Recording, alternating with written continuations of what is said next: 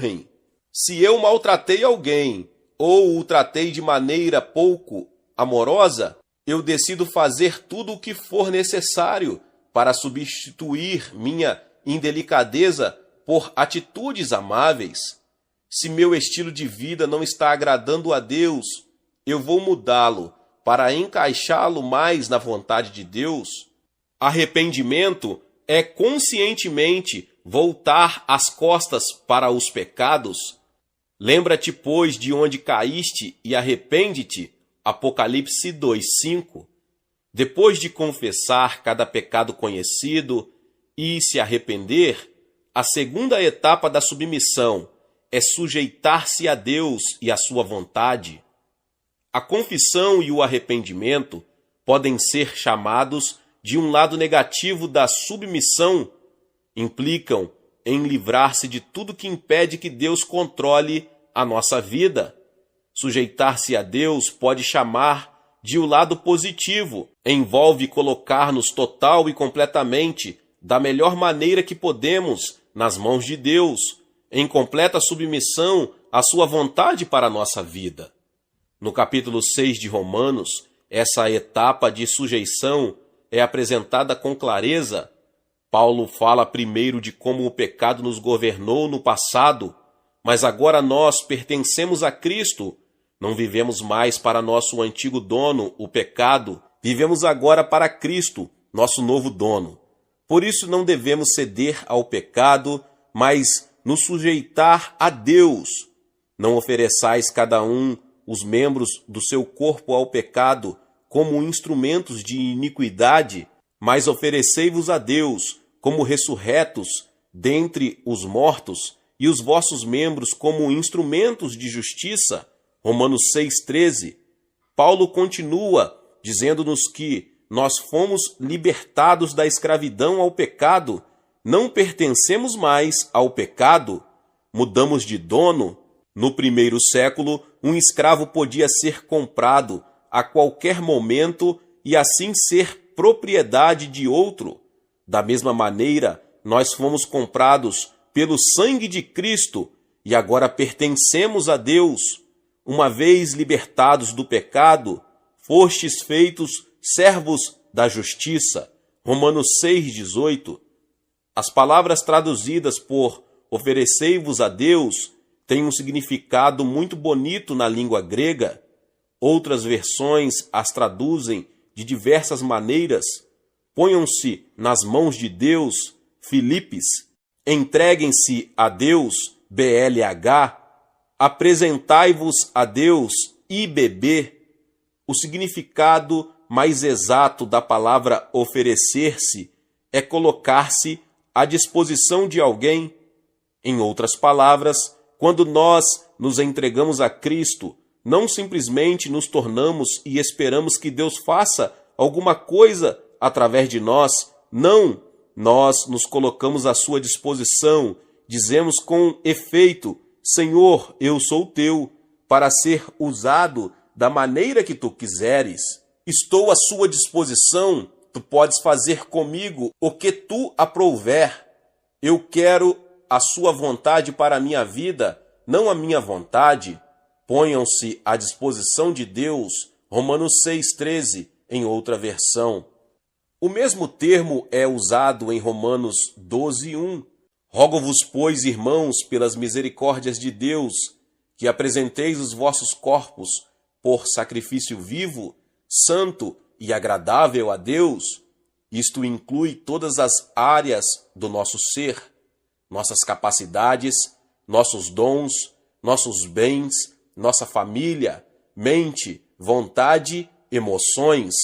Não está excluído, não podemos reter nada. Por princípio, ele deve dominar sobre nós no todo e em parte. Esse versículo nos recorda os sacrifícios do Antigo Testamento, aqueles que o israelita apresentava totalmente a Deus. Ele não podia ficar com nenhuma parte, tudo era consumido no altar. Nossa submissão deve ser exatamente assim: sujeição, entrega total. É uma rendição incondicional. Estou reconhecendo cada vez mais que esta sujeição é uma ação nossa definida e consciente em obediência à palavra de Deus. Na verdade, isso deveria acontecer na hora da nossa conversão, quando nos arrependemos e recebemos a Cristo, não somente como Salvador, mas como Senhor. Mas para pessoas, a sujeição só vem num momento de crise, depois da conversão. No começo, talvez não compreendamos inteiramente o que significa seguir a Cristo como Senhor, mas mais tarde começamos a ver que o chamado de Jesus Cristo não é simplesmente para crer nele, mas para segui-lo sem reservas, como seus discípulos. Quando estamos confusos quanto ao senhorio de Cristo, devemos partir imediatamente à ação. Nossa intenção deve ser de submissão completa e definitiva, em princípio, mesmo se o Espírito Santo, nos meses seguintes, nos mostrar outras áreas em nossa vida que devem ser entregues. Na verdade, esta é uma das provas de que, se nos submetermos, colocando-nos à disposição de Deus, Ele nos dirige a novas áreas que devem ser entregues. O Espírito Santo vai nos testar muitas vezes para ver se estamos mesmo falando sério. Ele pode até nos pedir que entreguemos algo em princípio que realmente Ele não quer que entreguemos, mas que estejamos dispostos a entregar. Nós devemos lhe dar liberdade para fazer o que quiser em e através de nossa vida. Algumas ilustrações nos ajudarão a compreender melhor esta questão de entrega à vontade de Deus. Em Romanos 6, como vimos acima, Paulo usa a ilustração de um escravo que agora pertence a um novo dono. O professor William Barclay nos traz à mente o significado real da analogia de Paulo. Quando ouvimos a palavra servo ou empregado, logo imaginamos um homem que dá uma parte do seu tempo a um empregador em troca de uma remuneração combinada. Durante esse tempo, ele está à disposição e sob as ordens do seu empregador. Passado o tempo, ele pode fazer o que quiser.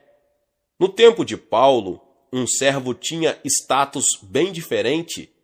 Ele literalmente não tinha tempo para si, não era livre por momento algum. Cada minuto de sua vida pertencia ao seu dono. Era propriedade exclusiva dele, não tendo em toda a sua vida oportunidade em toda a sua vida para fazer o que quisesse. No tempo de Paulo, um escravo nunca poderia fazer o que quisesse. Era-lhe impossível servir a dois senhores, porque era propriedade exclusiva de um. Esse é o quadro que Paulo tem em mente. O paralelo entre o escravo do tempo de Paulo e o cristão não é bem exato, como o próprio Paulo diz, porque, em certo sentido, o cristão é uma pessoa mais livre do mundo, desde que conheça a liberdade espiritual que Cristo traz. Por outro lado, você e eu somos convocados para pertencer a Deus e a seu povo. Somos chamados para estar à sua disposição, prontos e dispostos para fazer sua vontade.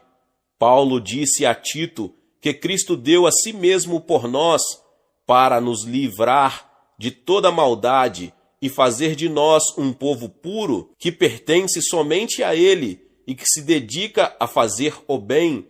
Tito 2,14 BLH.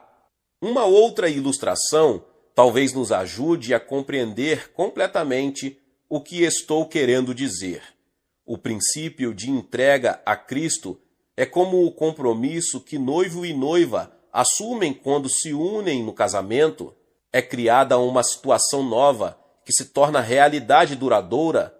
Em princípio, é uma ação completa e definitiva. A partir do momento em que repetirem os votos e consumaram o casamento, estão casados, de fato e em princípio, mas, e isto é crucial, na prática, marido e esposa descobrem que têm de entregar constantemente suas vidas um ao outro, além do compromisso inicial que assumiram ao casar. Duas pessoas não deixam de estar casadas só porque suas vidas não são perfeitas e aparecem problemas no dia a dia. Ambos vão ficando mais maduros, aprendendo sempre mais o que significa amar e ajustar-se um ao outro em consequência deste amor. De maneira semelhante, em nossa peregrinação terrestre, descobrimos pecados que minam o nosso relacionamento com Deus, mas existe um compromisso de alcançar um padrão mais elevado que se baseia em uma entrega a Deus de todo o coração. Você já submeteu sua vida a Deus? Já confessou alguma vez seu pecado a Ele, arrependendo-se dele da melhor maneira que você sabe? Você está ciente de pecados específicos que são obstáculos para uma entrega completa? Será que em sua vida há outros pecados que você ainda nem admitiu que o sejam? E mais importante que tudo, você já disse uma vez a Deus, da maneira mais simples e completa que você sabe, que deseja a vontade dele para a sua vida, qualquer que seja? Existem pessoas que sugerem que nós devemos orar a Deus para que Ele nos encha com o seu Espírito Santo. Isso pode ser válido, mas eu vejo pouco ou nada dessa ideia no Novo Testamento. Acho que, em vez disso, nós devemos orar para que Deus tome total e completamente conta da nossa vida.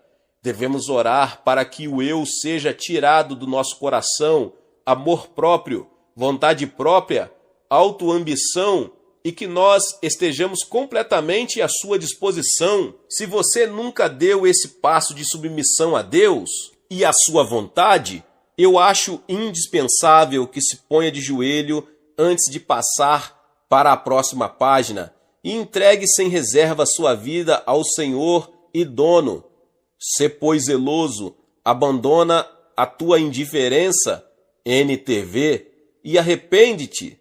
Eis que estou à porta e bato. Se alguém ouvir a minha voz e abrir a porta, entrarei em sua casa e cearei com ele e ele comigo. Apocalipse 3, 19 e 20.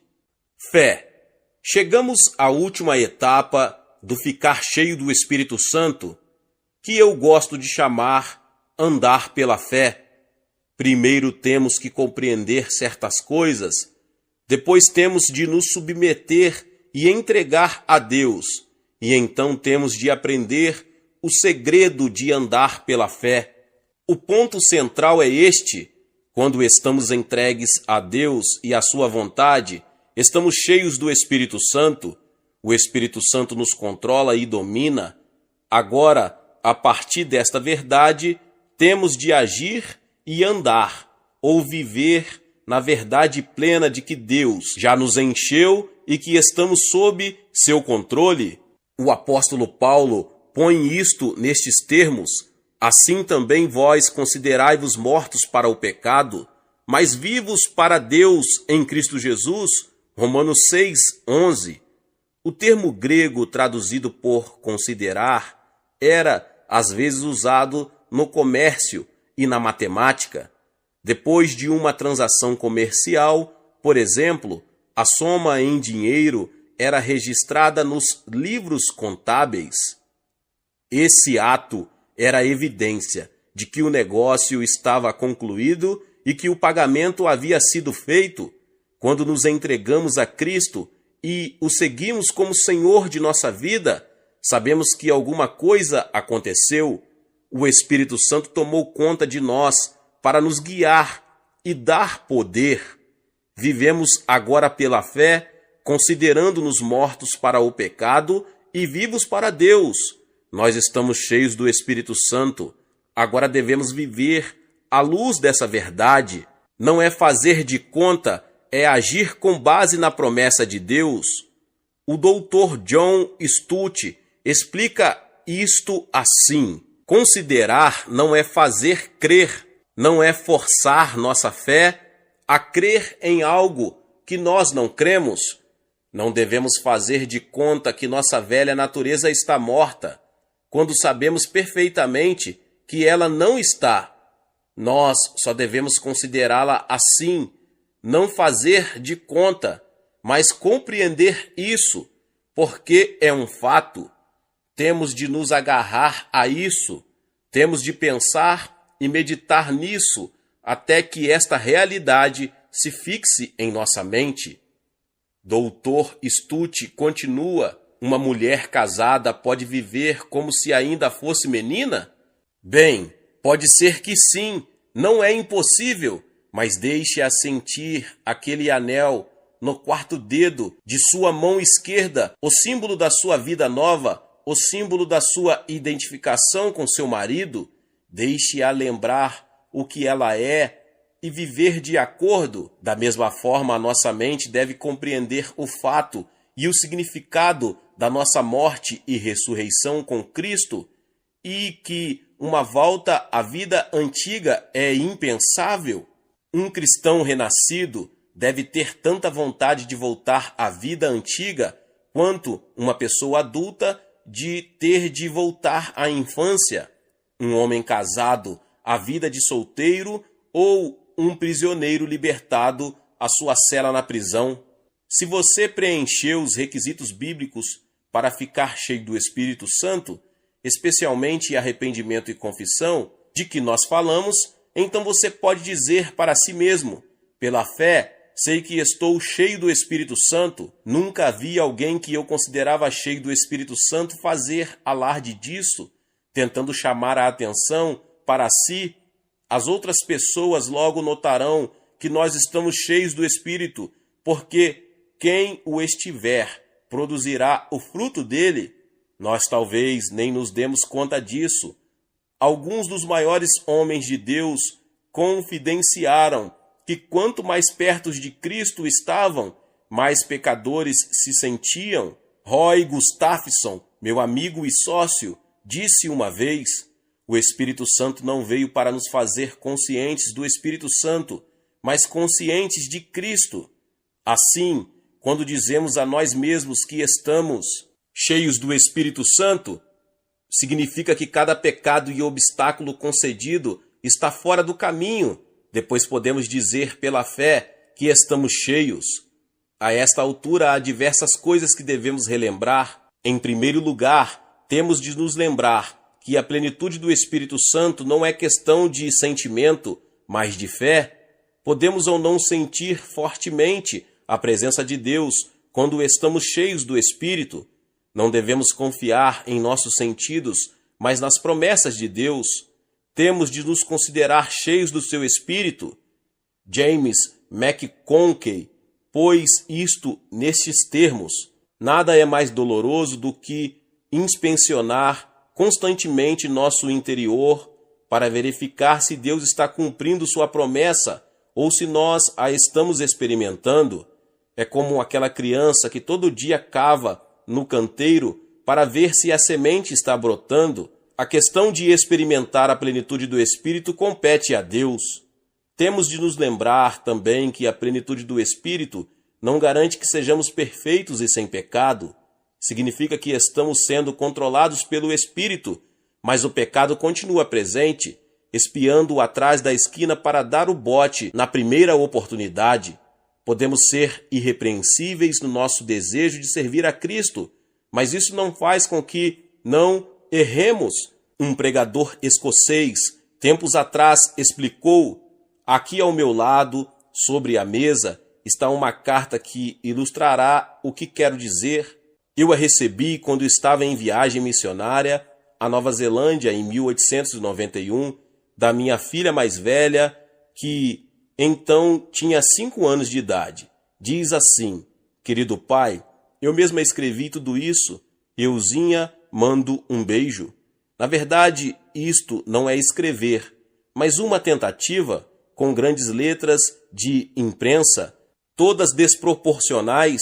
Em toda a página não há uma linha reta. Bem, esta carta que eu gosto tanto não é algo sem defeito? Tem tantos defeitos como tem letras, mas ela é sem dúvida irrepreensível.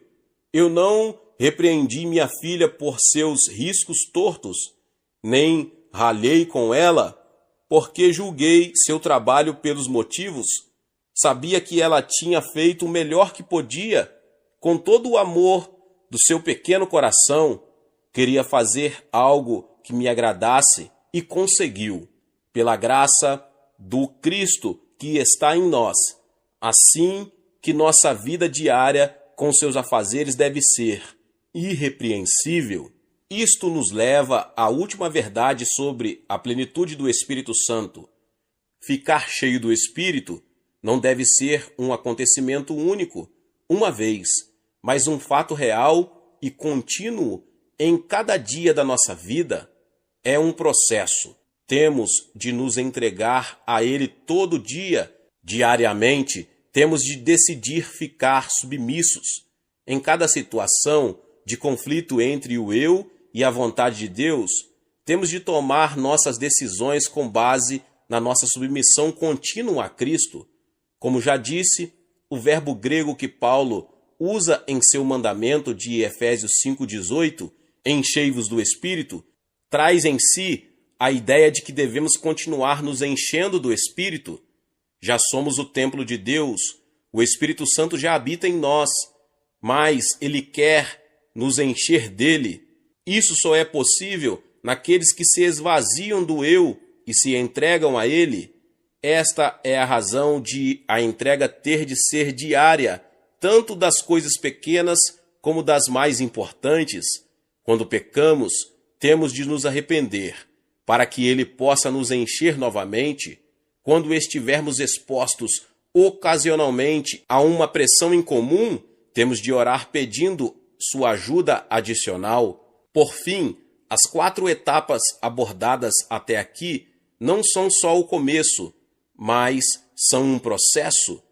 Cada dia devemos nos empenhar para compreender mais da palavra de Deus. Devemos orar a Deus que nos ajude a reconhecer nosso pecado. Devemos confessar e nos arrepender todo dia, submeter nossa vontade a dele todo dia, andar pela fé de uma maneira que ele esteja nos enchendo continuamente à medida que nos submetemos a ele, e devemos passar cada dia na obediência à sua palavra. Eu, pessoalmente, acho que ajuda muito começar cada dia entregando-se silenciosamente nas mãos de Deus. Agradeço-lhe por ser seu e por saber que o dia trará para mim. Peço-lhe que domine minha vida neste dia nas suas mãos e a use para a sua glória. Peço-te que me limpe de qualquer coisa que impeça a sua atuação em mim neste dia, e depois inicio as atividades do dia pela fé, sabendo que seu Santo Espírito me está enchendo continuamente, enquanto eu confiar nele e obedecer a sua palavra. Durante o dia, às vezes não estou consciente da sua presença, outras vezes estou, mas no fim do dia eu posso olhar para trás e agradecer, porque vejo sua mão atuando. Ele prometera estar comigo neste dia e esteve. Você pode experimentar a mesma coisa, submetendo-se diariamente ao senhorio de Jesus Cristo.